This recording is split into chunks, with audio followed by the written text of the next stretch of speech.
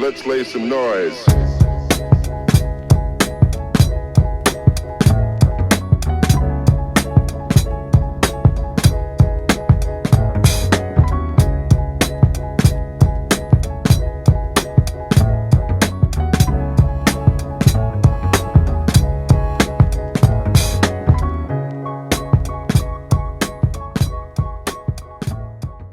Hey everyone, thank you for joining us for Vic and Amanda's Straight No Chaser podcast. This is our second take of this episode because it got a little too real and raw. I told you before, we're going to keep it real. I'm not trying to make it cute. There's too many cute people doing podcasts. I'm going to tell the truth. You check out the bloopers later. But anyway. Cheers to that. Okay, yes. Welcome. Thanks for tuning in with us today. We appreciate it. Hit that like and subscribe button. Yes. If you like it, and subscribe. If you don't watch it. Period. Okay, so this subject I'm actually very excited about. I don't live my life with tons of regret, but I know if I was going back in time, I would probably do things a little bit different. And now that I'm a mother, my perspective has changed on just life in general. So these are things that I probably would tell my daughter as she goes through life and gets older. So the subject is 2 things I would tell my younger self. My first one... I'm having flashbacks. I just want to hear what the 2 things are. I'm having flashbacks of the first take of this. You're getting too, Well, I just said it's going to be raw and yeah, uncut. but, Mom's going to watch this, and that's, not, you shouldn't. Do Anastasia. It's true. No, we're going to have to cut this. No, we don't have to cut it. All right, we're not doing this. We don't have to cut it. Anyway, okay, fine. Go ahead. We are not cutting it. We're going to keep this raw. Now, go ahead. So the first thing would be don't chase love. This is like a 2-in-1. Don't chase love and don't ignore the red flags. I am someone who has always kind of gotten into relationships and put the relationships before myself. And I haven't really dug deep on why I've done that, why I've put relationships and men before myself. Because you don't have common sense. That's why. Yeah, I mean, probably that too. But what hey, we're going to keep it authentic over here. You're not the only one. Yeah, exactly. Actually, it's probably in the DNA. Yeah, because I'm going to tell you something. It takes one to know one. Even before she gets started. What'd you say? Even before, she's kind of right about that too, but even before I get started, I'm telling you right now, this is a relatable subject because relationships will ruin your life. It's hard to come back from a bad relationship. And some of you know that right now. Just keeping it real. Yeah, that's very true. And going into that, I think so many of us get into relationships and we see these alarming red flags. I know me specifically, I've had tons of experiences where I've dated someone and I see these red flags, incidents would happen, things would happen and I would ignore them, make excuses for them, and then they wouldn't go away. They would just keep coming up and all of these things, situations would happen and I would just make excuses for the person. And I think a lot of times in relationships, you want to change the person, but sometimes it's their character. And I think you say this saying all the time that people will show you who they are, let them.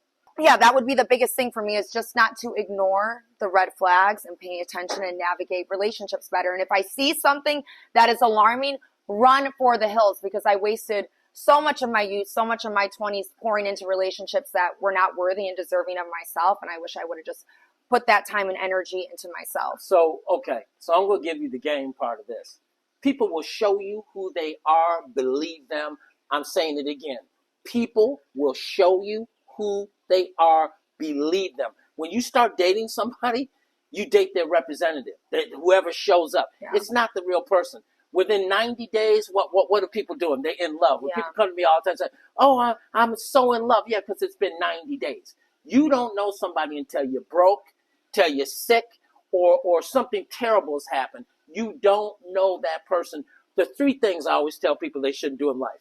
Don't marry the wrong person, don't get addicted to drugs, and do not go to prison. Those 3 things, 99.9% of the time, will ruin your life. And I agree, Amanda. Don't walk away from stupid people. Run away from stupid people. You never get a second chance to make a first impression. And people out there are on some shit. Yeah. And I'm not just talking. I'm the guy. But I'm telling you, the men are on some shit, and the women are on some shit. Yeah. I just told a guy yesterday. This is real talk. Just keep this real. That's what we promised to do. I just met a guy yesterday, young guy, and he said, "You know what? I'm in love. Actually, I was speaking at a jail last night, graduated from a program. There's a year waiting list to get into a program I teach in Florida. And this one inmate said that he had his wife girlfriend, waited for him while he was in prison for 7 years for him to come back home. And I looked at him and I said, you know what? I said, is she waiting for you right now? And he said, yes. I said, go back to her, because it does not matter who you may meet. The grass always looks greener. If somebody loves you like that and is going to stick by you through thick and thin, that is your mate. And when you're young, because part of this is, what are the 2 things I regret? I can tell you right now 2 things I regret. One of those was I wanted to be Lucky Luciano. If you don't know who that was, that's one of the biggest gangsters in the world. The other kids were reading Huckleberry Finn, and I was reading the book about The Last Testament of Lucky Luciano, and I became a gangster and lived a life of crime. I regret it. I spent 10 years of my life between state and federal, and terrible things happened while I was away. We'll get into that at another time. But God knows I wish that I had chosen to do something different with my life. So if you're listening right now, yeah, crime pays for a little bit, but you will eventually go to jail. Ask Sean Combs, but that's another episode. Yeah. And then on this, the people you choose. I have 5 kids, and not me counting. I'm like, well, is that no, right? wait. Well, black people, we have a lot of kids. This little girl walked up to me the other day at the mall. These not even jokes. Little girl said to me, she said, "Are you my daddy?" I said, "Let me see a picture of your mother." That's probably a fact. But no, I'm joking. But the bottom line is, I wish if I could tell something to my younger self, I would have picked different women to have my children. And that's not me just, putting somebody down, because I'm not saying I was married once, went to prison twice, married once. What does that tell you? But I'm not putting the women down in my life because I wasn't perfect. So don't take it that way. And you made mistakes as a husband, as a father. How would you know? You were a baby. But here's the point. She's right. But what I am saying is that sometimes I look at my kids, and some of y'all got some stupid kids out here who are watching too. You ever sit up and look at your kids and say, what in the fuck are you doing? You ever do that? You ever look at your kids and wonder they're out here doing some crazy stuff, and you just scratch your head and say, I really need to talk to my wife or my girlfriend, because that child's doing some stuff I just don't understand. And these are jokes, but I'm really telling the truth. I looked at my kids, some of them, and I wondered why their behavior was the way it was. And I realized those kids are not all of me. Some of their behavior and some of the things they're doing have nothing to do with me. And so what I'm saying, when I look back in retrospect in my life, I really mean this. If you do not have children, you're thinking about have kids, go beyond how that person looks.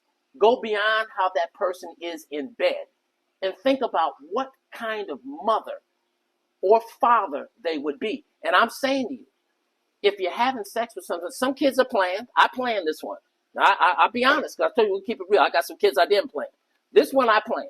But if you're having sex out there, and probably most of y'all watching is getting your groove on, having sex, whatever you want to call it, bottom line is you could have a kid. So think about that when you lay down with the next girl after the party, after the club. And I think, because you might have a baby. Piggybacking off that, it is more important, and now that I have a father of my child, it's more important. Did you want to say something about him? No. Oh, no. I will. But go ahead. Yeah, see? Yeah, that. We're going to keep it real. You don't want me to start talking about him. Well, my daughter's sitting right here, so out of respect of my daughter. She's young. She won't know what we talk about. No, she does. And kids are a lot smarter than you think they are, and I'm always trying to be cognizant of my daughter and making sure I'm speaking always highly of her father, just because that's her father. She has one dad. But let me say this. Okay. Let me say this. I think it is more important than who. I don't even think.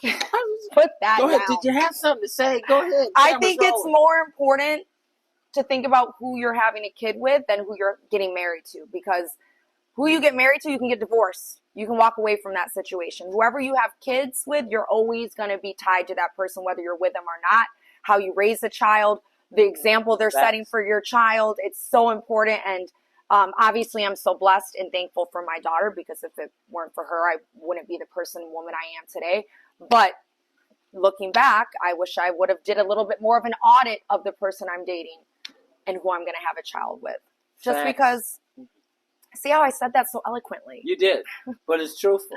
It's truthful. And that's just the honest thing. That's something I would tell a younger girl. Like, listen, hey, pay attention to who you're laying down with, who you're having kids with, because it's all cute until you have a kid and you're raising someone up into this world, and you want to make sure that you're doing with someone who not only has like, who's a good person, but the same mindset, the same goals. Because whatever children do, not what you say, they follow what you do, the example that you set. So it's really important that you are who you say you are, and you're, setting a good example for them. Can I say something? Yeah. Jump in? So, no, you did say that well. There's no question about that. But there's a great deal of people out there, and I mean millions of people out there all over the world that already made the mistakes that I made and are at home right now looking at their kid right now. You know who you are. You're watching. Some of y'all looking at a stupid kid right now, and you're saying, Jesus Christ, I wish I had been told. I want to say this too, though, because most people have a different. You're very rough. You're very rough on your kids. Can I make my statement? Yeah, but normal parents don't look at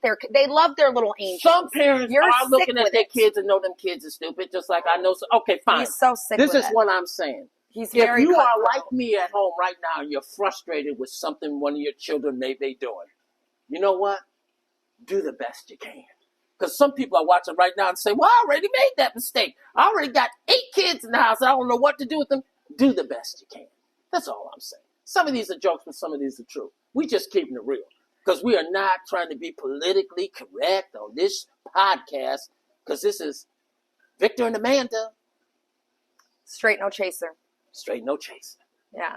Well, I wanted you to I thought we were going to go a little bit of this route. I don't know if we're going to have enough time now to talk about this, but I thought, Anastasia, I thought we were going to get more specific about choosing the right woman in regards to someone doing something so tragic to you and hurting you. So you can call me the carpet, and now I'm glad you mentioned it. So I had a girlfriend, was very much in love with her. She was on the Fed case with me. We spent $100,000 a day with those credit cards. It's a long story. You can read my book if you want to read about it, called The Breed Apart, published by Simon & Schuster. It's in every bookstore. Honestly, we could do a little cliffhanger here and leave a little bit and cover it in another episode. I know, but can I say something? Do a little you asked me to talk about it. Yeah. She testified against me. That's all you need to know. Secret Service offered me 5 years probation to tell on all 15 of my co-defendants. I said, I'm not going to do that. I refused. Then they said, we're going to take your gun out of state court, bring it into federal court, and give you life imprisonment. It's called dual sovereignty, if you don't know. And I said, I'd rather die in prison. There's a picture of the president on the wall. I told the Secret Service I'd rather die in prison than tell on my family and friends. So bottom line is she testified against me. It's a long story. But yes, loyalty is important.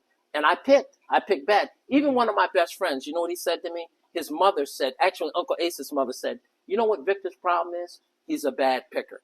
So, I try to do better. Why do you, because I think this is, and we're going to end this soon, but why do you think this is? Because I think that is one thing we do have in common, where it's like we pick people that need so much help.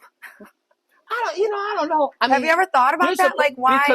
Because I've been through a lot in my life. Yeah. So I do sometimes when I meet a woman and she's got some issues or something, I try to fix them. Yeah. Because I see potential in them. Maybe that's not even there. But to be honest about it, I pick and have picked women based on how they look. I see a beautiful woman, someone like yourself, and, I don't have the right kind of discipline. Yeah. And usually sometimes some of these women come in, well, for lack of another person, this kind of a package. Now, you're good, but they come in this kind of a package, and they bring a whole bunch of problems with them.